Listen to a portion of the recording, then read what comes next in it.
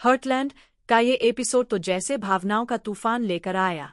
कहानी की शुरुआत होती है क्राउन शॉपर्स नाम की एक बड़ी ग्रोसरी चेन के मालिक से, जिसे चाहिए एमी की मदद अपने पोते के घोड़े सुशी के लिए। लो को इसमें मौका दिखता है बाइसन मीट का सौदा पक्का करने का।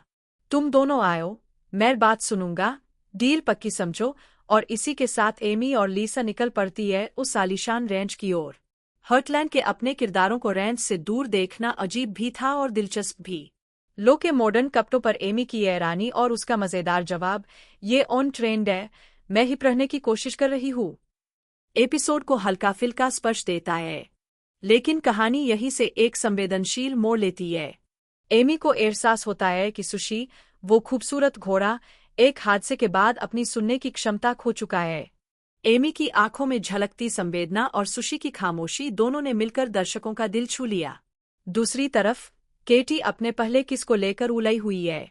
ब्रांडन नाम के लड़के से उसका पुराना रिश्ता फिर से जगता है, लेकिन जब वो पल सामने आता है, वो पीछे हट जाती है। उसकी झिझक और उल्हन को वो अपने पिता पीटर से शेयर करती है। और वहां से आता है शायद इस एपिसोड का सबसे खूबसूरत डायलॉग, तुम्हें कभी किसी चीज में जल्दी नहीं करनी चाहिए केटी, और सिर्फ किसी को खुश करने के लिए खुद को मजबूर मत करो। अगर तुम्हें कुछ सही नहीं लगता तो बस वही सही जवाब है। पीटर के शब्दों में वो सच्चाई थी जो हर पिता अपनी बेटी को कहना चाहता है। तीसरी कहानी में लो एक बड़ी गलती कर बैठती है। वो क्राउन शॉपर्स के मालिक से जिक्र कर देती है कि नैथन प्राइस सीनियर को अल्जाइमर्स है। बात जंगल की आग की तरह फैलती है और जल्द ही उनका बिजनेस खतरे में पड़ जाता है।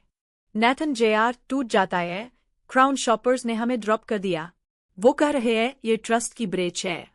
एक बेटे का डर, एक पिता की बीमारी और एक परिवार की डूबती उम्मीदें, इस हिस्से ने दर्शकों को भावनात्मक रूप से झकझोर दिया। फिर आता है चौथा ट्रैक, लोगन और मिली का रिश्ता। लोगन पूरे दिल से मिली को प्रपोज करता है, लेकिन जो जवाब उसे मिलता है वो उसके पैरों तले जमीन खींच लेता है। मैं तो सोच रही थी कि हम ब्रेकअप करने वाले हैं। लो